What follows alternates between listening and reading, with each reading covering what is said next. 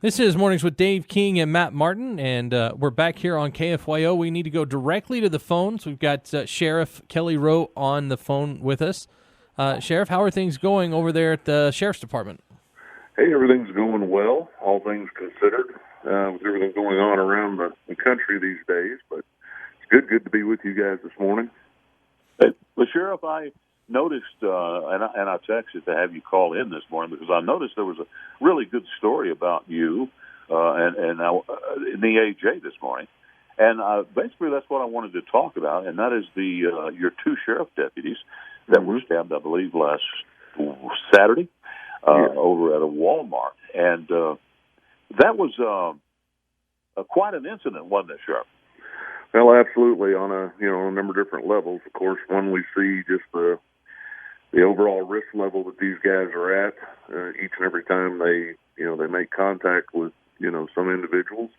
The other big thing, which I kind of characterized as kind of the most amazing aspect of it, was the quick resolution to get the individual not only identified but in custody in such a short amount of time. It really spoke volumes of this area's law enforcement and their ability to do what they do every day.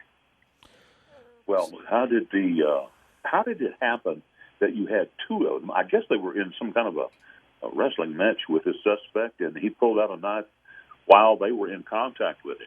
Is that correct? That's correct. And it was initially, I believe it was a Walmart employee that had identified the suspect as possibly taking some merchandise.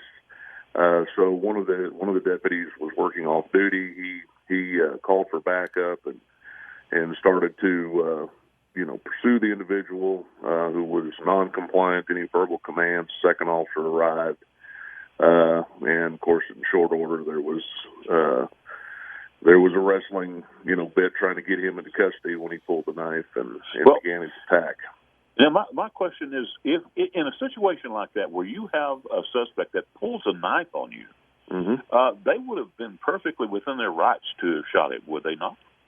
Yeah, I mean, a knife is a deadly force situation. I mean, it's a deadly weapon, and therefore the officers have that have reached that level that could be a possibility. They chose not to. Well, situationally, and like I said, you find in these situations the guys are sometimes their own worst critic. Now, I know that, in some of the early conversations with them immediately following the incident, there was potentially some second guessing in some of that, but yet what one deputy in particular was talking about, and probably both really, but one in particular, was just the fact that they knew they didn't have a clear shot, so... Well, there wasn't separation there at all, was there? Well, it was really what's in the line of fire. You're on the South Loop, at that time of the evening, a lot of car traffic, even some pedestrian traffic, and, these guys, we train these guys, extensively, on target discrimination, on, making sure you have a clear line of fire before discharging a firearm that's going to, has tremendous range, tremendous penetration, and those types of things. And they had sound judgment there, and they realized the risk was too great to move to that weapon system. And at that point, it's a matter of trying to defend and maybe get control of him, or back off and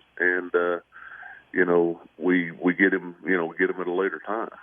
Well, Sheriff, you did credit the citizens for helping out in this situation. I think both in bringing aid to the injured officers, and also as well as identifying this suspect. Am I right to assume that? In both cases, absolutely. In fact, we're still trying to locate the individuals, for particularly those that, and one gentleman I know of that came up and immediately started applying first aid to the officers, as well as those, like I said, that our investigators were able to track down and help us ultimately identify the individual, and which quickly narrowed his window and us being able to locate where he was at. Well, now, were the officers, was it they severely stabbed? Where were they attacked? Well, understand. In both cases, although one did spend a couple of nights in the hospital, he had a little bit deeper wound. Took a little bit of extra work to get some bleeding stopped. It wasn't neither case was life threatening. The first, one of the other officers, he required a number of stitches and was released that same evening. But a lot of it was more slashing and those types of things that happen in those types of melees.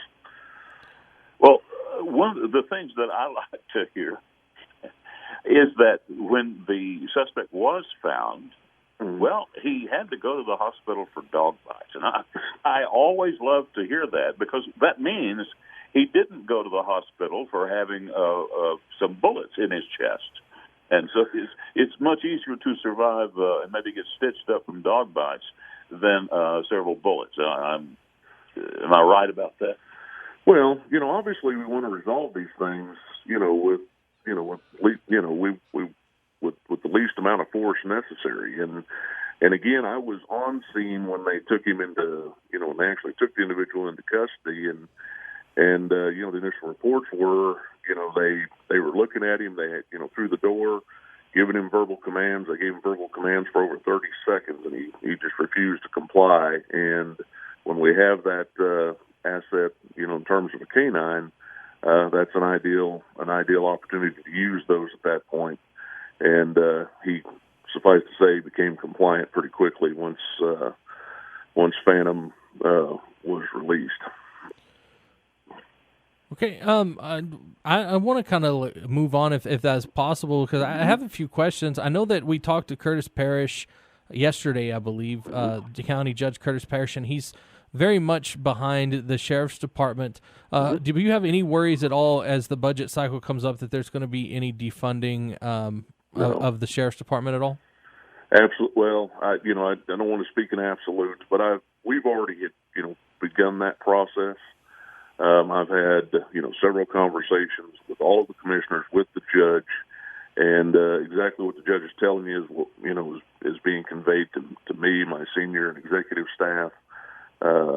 What you're seeing around the country is certainly not something we're seeing or even remotely hearing here in Lubbock. Again, like I said, our support with the court is probably better than it's been in some time, and what we've talked about in terms of budget requests and everything has been met with very favorably. Yeah. And we, as far as I can tell, we haven't had any of the kind of issues or many of the issues where suspects are dying in custody or other things like that they've been having around the country. Have we? No, not. There's nothing that recently comes to mind. We've had these episodes happen. There's all sorts of factors that get missed in a lot of times with these situations, and especially when you're dealing with folks with long histories of narcotic use and that type of stuff. But neither here nor there. When force has to be applied, and depending on the level of force that has to be applied, outcomes can be dramatic, and it's unfortunately somewhat the nature of what happens in some of these cases. And again, I've dealt with them in the past. Like I said, I can't think of anything truly recently. But it's just at this point that everything is scrutinized to the nth degree. Sadly, I feel a lot of times we're far too quick or too much of a rush to judge and try to gauge these things before investigations can be completed and we can get some findings to make decisions. I'll be the first to say, we're law enforcement is a large profession across this country, and there's always going to be an opportunity to have individuals that will do bad things and don't need to be wearing a badge and a gun. There's no doubt about it. But when you look at the vast, vast majority of police contacts that are up in the 6 and 8 million per year range, we tend to singularly focus on a small number of cases, and then, like I said, we tend to rush in before we know exactly what all the facts are. So, does the Sheriff's Department and the sheriff's deputies, are they allowed to use chokeholds? Yes, that's been something I was trained on 30 years ago, and of course, again, I'll caution everybody, that terminology is something that can come up, but there's, we certainly don't consider them chokeholds. But again, we have evolved over time. But when you're training defensive tactics or training officers in defensive tactics, one of the primary things is try to establish control, because in certain situations when you're talking, particularly like patrolmen out on the side of our highway, and, an individual becomes combative, depending on size, other things, it's a matter of trying to get control of them until backup can arrive. And so that has been one of many different defensive tactics that have been trained over the years. Right. And like anything else, can be used potentially improperly. All right, Sheriff, are you able to hold over for one more segment? Sure. All right. Well, we have to take a quick break. We'll be right back with Sheriff Kelly Rowe. We are talking to Sheriff Kelly Rowe. Sheriff, I know this is kind of out of the blue, but there's Congress is looking with Congressman Arrington looking at putting a new interstate from Mexico all the way up through Denver, Colorado. Are there any thought? I mean, do you think that's going to open up the drug trade through Lubbock, or do you think it'll help it some?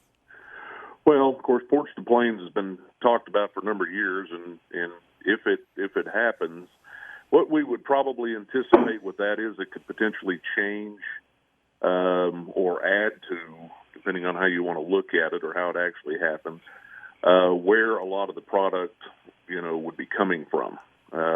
We see a lot of things. A big amount of the stuff that we get comes actually more from the west back to us, whereas most of the stuff that's typically crossing the Texas border has historically, stayed, more east of I-35. So it can change up, certainly the way they transport and smuggle these narcotics in. But nonetheless, we'll still be dealing with it. Since school's been out, has that raised the amount of gang activity?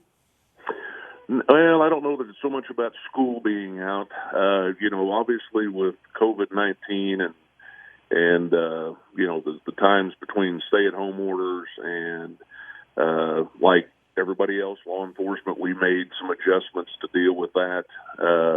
I think they took advantage of some of that time, knowing that we, as law enforcement, had kind of slowed quite a bit of our proactive policing down to minimize officer exposure. And, we've had to really kick back into full gear, kind of regardless of the COVID issue, just because we saw the amount of gang violence really ticking up quite a bit. And, you guys have seen the numbers this year so far. So, again, I don't attribute it as much to school, but like I said, as much as them taking advantage of this time while everybody's trying to confront this epidemic. Okay, and as far as the jails, is the jail still almost at capacity? No. Actually, like most of the jails in Texas during all this, we've seen kind of a reduction, and I think a lot of that goes back to what I said before, which is, with law enforcement kind of slowing down a lot of the proactive things, traffic enforcement, vehicle stops, those types of things, which a lot of times can, turn into an arrest over a warrant or an outstanding warrant. We really saw, our population kind of drop and has been holding. Now, I still expect there's going to be a whiplash effect here when everything fully kicks back into gear, when the courts kick back into gear and all these types of things. We'll be talking jail populations probably in the next few months. But fortunately, if you call it fortunately, I don't know if that's the right word to use, but one of the things that did happen because of all this was we did see some reductions there. All right. Yeah. Sheriff, we're out of time. I want to thank you for coming on. Thanks for coming on, and we'll try to have you again on real soon. No And worries, let me guys. just Y'all say, take care. Always hey, enjoy it. Sheriff, thank you for all you do, and on all your deputies too. We really appreciate y'all. Thank you. All right, thanks.